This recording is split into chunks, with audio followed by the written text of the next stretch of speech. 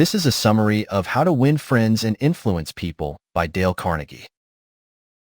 Timeless Wisdom for Modern Relationships. Welcome aboard. Today, we're embarking on a journey through the timeless classic, How to Win Friends and Influence People. Published in 1936, this book continues to be a bestseller for a reason. It offers powerful and practical advice for navigating human relationships.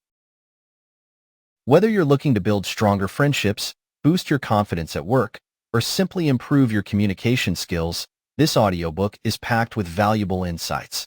We'll explore actionable techniques that will equip you to handle any social situation and achieve your desired outcomes. This guide will be your roadmap to mastering the art of human connection. We'll delve into key concepts, practical strategies, and even surprising lessons learned from unexpected sources. Get ready to unlock the secrets to effective communication, discover the surprising leadership principles of Al Capone, and even see how our furry friends, dogs, can teach us valuable skills about making friends. So, buckle up and get ready to transform your relationships with How to Win Friends and Influence People. Why appreciation trumps criticism? Consider Al Capone for a moment. The name likely conjures images of violence, corruption, and organized crime. While Capone's reputation precedes him, even he believed himself to be a good man at heart. This highlights a fundamental human tendency. We cling to the belief we're right, regardless of our actions. If we struggle with self-criticism, imagine how others react when criticized. The issue with criticism is it puts people on the defensive. Being told we're wrong triggers the natural instinct to justify ourselves. Furthermore, criticism, even when well-intended, can breed resentment. So, what's the alternative? We all crave appreciation and feeling valued. A few sincere words of praise can be far more effective than a barrage of criticism or complaints. This philosophy resonated with Charles Schwab, a highly successful steel magnate. Schwab attributed his business success to his ability to manage people. Unlike many leaders, Schwab minimized criticism and focused on praise. Through his experience, Schwab discovered the power of encouragement and appreciation. Praise inspires effort and strengthens relationships, far exceeding the impact of criticism. The power of puppy love, making people feel important. Imagine this. You walk in after a long day, feeling drained. But the moment you open the door, your loyal dog greets you with a joyful frenzy. Their tail wags furiously, and playful jumps express their excitement. It's impossible not to smile at their unconditional affection. This is precisely why dogs make such wonderful companions. They openly display their love and enthusiasm for us. There's a valuable lesson to be learned from our canine friends, a lesson that can help you build strong connections with ease. So, how can we translate this canine affection into human interaction? How do we radiate goodwill and forge genuine connections with new acquaintances? Firstly, forget about trying to be the most interesting person in the room. People generally aren't overly interested in the intricacies of your life or hobbies. They're naturally more invested in themselves and their own experiences. Therefore, the quickest path to someone's heart is to show genuine interest in them. How to achieve this? Start by radiating warmth upon meeting someone new. Offer a friendly smile and an enthusiastic greeting. Make a sincere effort to remember their name and use it throughout the conversation. Essentially, convey that you're happy to be in their company. But warmth and interest are just the beginning. To truly make a lasting impression, it's crucial to make them feel important. This concept resonated with a landscaping inspector who attended one of the author's seminars. He put this principle into practice by complimenting a client on their beautiful dogs, sparking a lengthy conversation about the client's passion for breeding. The inspector's genuine interest not only fostered a positive professional relationship, but also led to the client gifting him a prized purebred puppy. By demonstrating genuine interest in others and valuing their thoughts and experiences, you'll often be rewarded in unexpected and delightful ways. The power of listening. Let others take center stage. Imagine this. Abraham Lincoln, amidst the turmoil of the Civil War, summons an old friend to the White House for advice on emancipation. Lincoln spends hours outlining potential strategies and debating the consequences. However, by the end of the evening, Lincoln hasn't received a single piece of advice from his friend. So, what was the point of the meeting? The answer lies in the power of listening. Lincoln valued a good listener, someone who would simply hear him out. And just like Lincoln, we all crave attentive ears. We enjoy discussing ourselves, our accomplishments, anxieties, past experiences, and future aspirations. However, this isn't the path to friendship. It can actually push people away. Nobody enjoys a conversation hog. If you seek to leave a positive first impression and build connections, adopt the opposite approach. Encourage others to share their lives and interests, and actively listen to their stories. Want to befriend your new colleague? Instead of dominating the conversation, ask open-ended questions that spark their interest. Inquire about their new role or their hobbies. But remember, genuine attentiveness is key. If your focus wanders or you appear disinterested, it's better to hold off on encouraging them to talk. Theodore Roosevelt exemplified the art of engaging others on a personal level. Before important meetings, Roosevelt would research his guests' interests, ensuring he could hold informed and engaging conversations tailored to their passions. While this level of preparation may not be necessary for every interaction, the core principle remains. Share the spotlight, ask thoughtful questions, and truly listen. With practice, drawing people out will become instinctive, and building friendships will feel effortless. The Art of Disagreement. Winning without war. How do you win an argument? Do you strive to outsmart your opponent with facts and logic, leaving them tangled in knots of defeat? Perhaps you aim to expose flaws in their reasoning, highlighting their logical fallacies? The truth is, none of these tactics are effective. Winning an argument in this way only breeds resentment, ensuring your opponent will never concede your point. In a full-blown argument, there are truly no winners. While avoiding arguments altogether is ideal, sometimes they're unavoidable.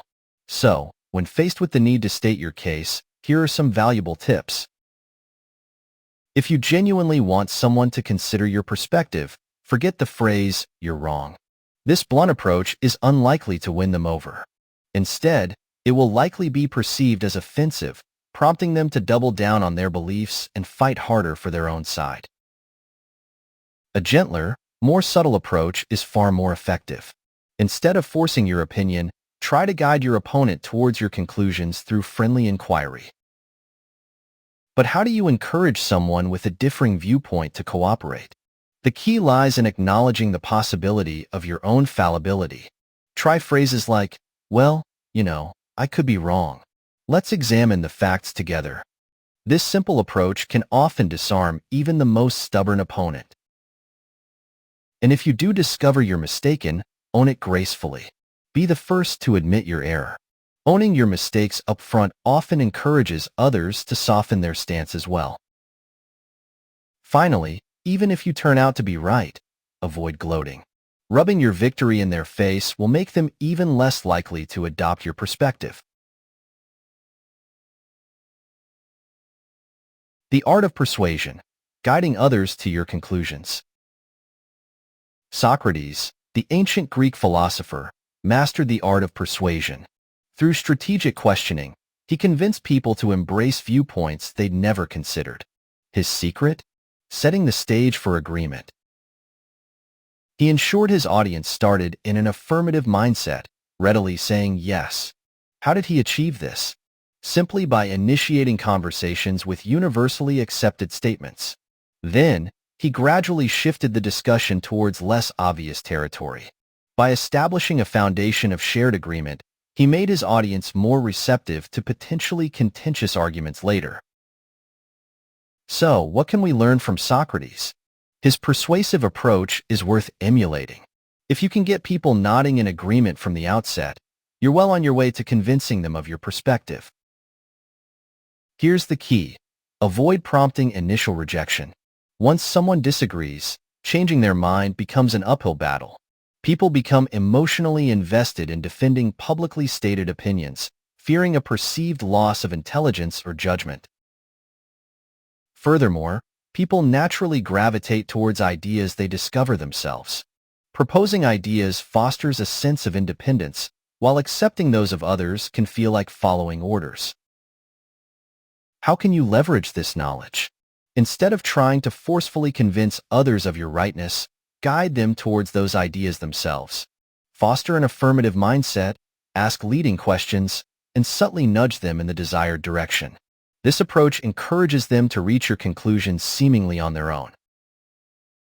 Colonel Edward M.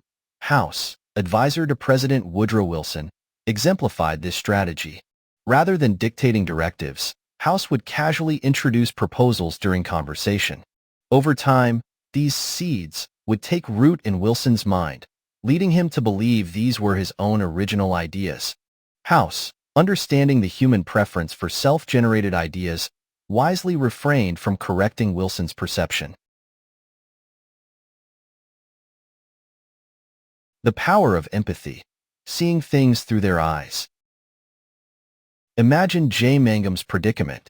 A representative for an elevator maintenance company, Jay needs to schedule repairs at a busy hotel. However, the hotel manager insists on a 2-hour window, far less than the full day required. Did Jay argue that the repairs were impossible to rush? No. He took a critical step, understanding the manager's perspective. Jay acknowledged the manager's priority, keeping guests happy. However, he then presented a logical consequence of delaying the repairs, a much more extensive, time-consuming fix down the road. With this insight, the manager agreed to the full 8-hour shutdown. Jay's success stemmed from his ability to see things from the manager's viewpoint. He recognized the manager's primary concern, guest satisfaction, and used that understanding to explain why delaying the repairs would ultimately be more inconvenient. Developing empathy, the ability to see things from another's perspective, is incredibly valuable. It not only helps navigate complex situations, like Jay's, but also fosters goodwill and strengthens relationships. Most people appreciate sympathy. When tensions rise, a simple acknowledgement of their feelings can often de-escalate the situation. An upset customer or friend might just need to hear, "I understand where you're coming from. In your situation, I'd feel the same way." Beyond making others feel good, empathy helps manage frustration and impatience. By understanding the motivations behind people's actions, you can become more tolerant of behaviors that previously irritated you. The next time someone's actions trigger negative emotions, take a moment to see things from their perspective.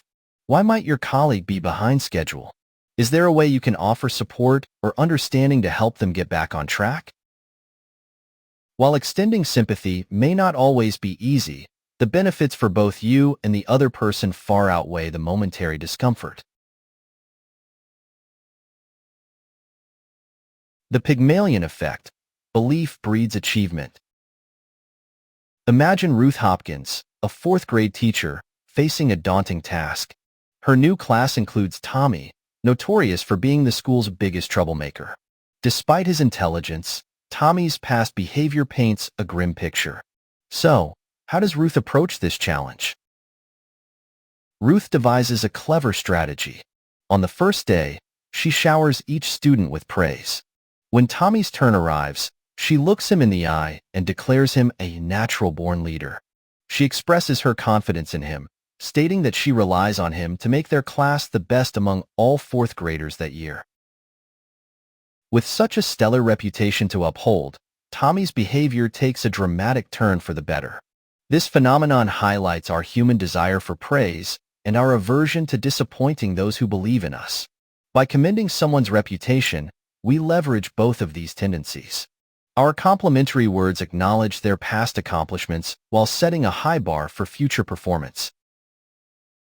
In essence, if you wish to cultivate a specific quality in someone, Speak of them as if they already possess it. For instance, to encourage your child's generosity, acknowledge their acts of sharing.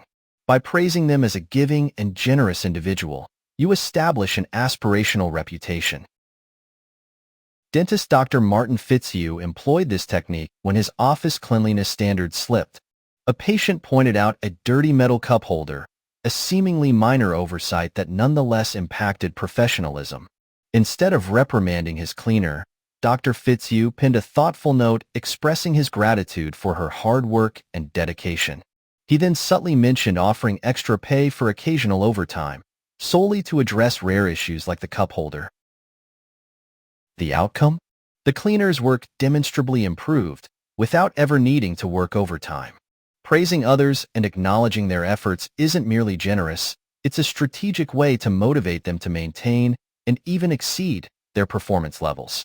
By incorporating this tactic alongside the other valuable tips in this audiobook, you'll find building new friendships and strengthening existing relationships becomes a much smoother experience. The power of influence, a recap. Here's a quick reminder of the key takeaways for becoming a truly influential person. Empathy is key. Strive to understand the perspectives of those around you. Everyone craves being heard, understood, and valued. By demonstrating these qualities, you'll cultivate positive relationships. Bonus tip: embrace healthy competition. If you struggle to motivate your team, consider igniting their natural competitive spirit. Develop a system to evaluate employee performance and publicly acknowledge the top achievers. Often, simply recognizing excellence is enough to spark a healthy competitive drive within your workforce. In many cases, prizes aren't even necessary. By incorporating these principles, you'll be well on your way to becoming a more influential leader and fostering stronger relationships in all areas of your life. Thank you for listening to the summary of How to Win Friends and Influence People by Dale Carnegie. The end.